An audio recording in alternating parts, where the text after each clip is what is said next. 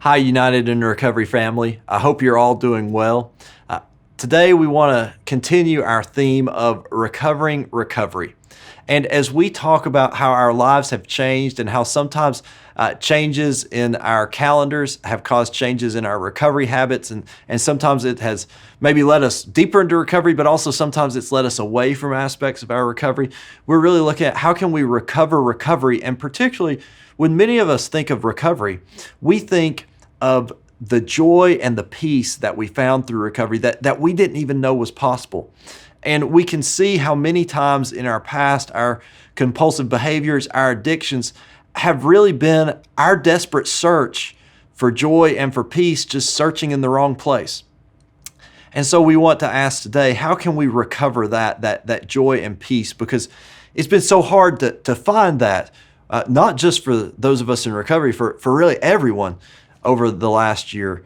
You know, it seems like while most of us have been able to go on with some type of gainful employment, have food on the table, have a place to stay, go on with our lives to some degree, it seems that COVID has taken so much of what we really enjoyed, like the really, really good stuff, and just kind of taken it out. And so we're like, well, that stuff was bringing us a lot of joy. It was bringing us peace just knowing we get to experience that. Well, where do we find joy and peace now? And the great thing about recovery, the great thing about our Christian faith is that that's still available to us through Jesus Christ. I want to share with you from the Gospel of John, the 16th chapter, and we're picking up with the 33rd verse. And what Jesus has done here is Jesus has been talking for hours, really, after the Last Supper, just a few hours before he's going to be arrested. He's talking to his disciples, and he's telling them, he's getting everything off his chest that he wants to tell them before he's arrested and crucified. And then after sharing much of that, he says this, "I have said this to you so that in me you may have peace. In the world you face persecution, but take courage, I have conquered the world." So what he's telling us there is that even in the midst of difficulties, we can still have peace. And we can still have that joy that comes from knowing Christ.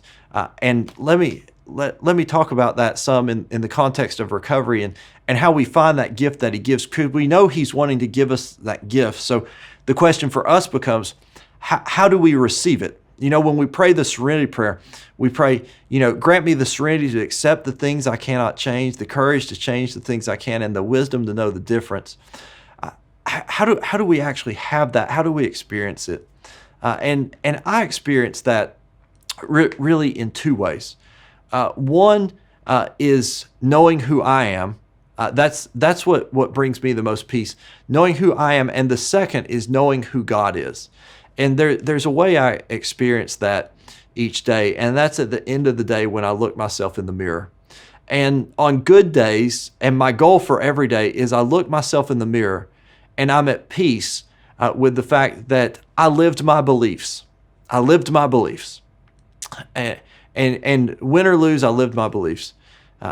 And we're in this world where there's so much pressure to win, right?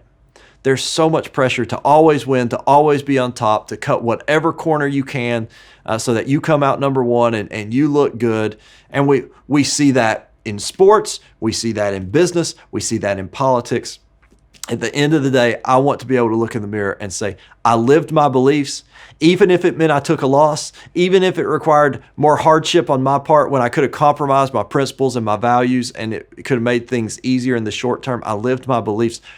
I find a lot of peace in that. I imagine you do too.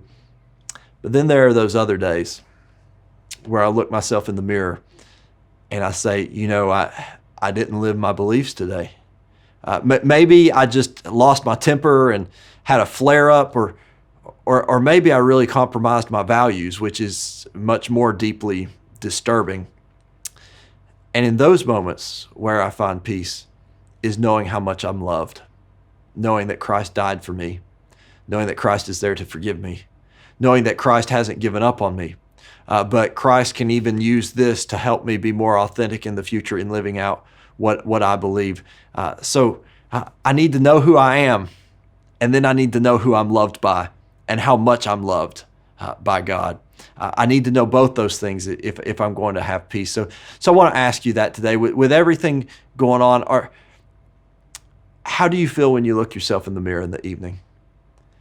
And what do you need to do so that you can look yourself in the mirror today and say, I lived my beliefs? What do you need to do in your life so that you can know that gain or loss, I stood up for my principles and what I believe in? And I did it with a joyful heart, not a resentful heart, but a joyful heart, because I'm standing up for the principles of love that I've learned from how I'm loved. And on those days where you look yourself in the mirror and you say, I wish I could have this day over. I wish I could go back. I wish I could live for what I believe more so than I did. I wish I could not compromise where I did. I wish I would have had courage where I had cowardice. On those days, can you look and can you see Jesus? Can you see his arms? Can you see him ready to forgive? Can you see him ready to strengthen? Can you see his great love that has not given up on you, but that has great plans for you? I believe if we can know those two things, who we are and how much we're loved, I believe then we can have that peace and serenity. So I'd invite you today. I hope you'll go to an open share group. You can find out how to. Those meet online on Zoom at 6:30 every Monday, a men's group and a women's group.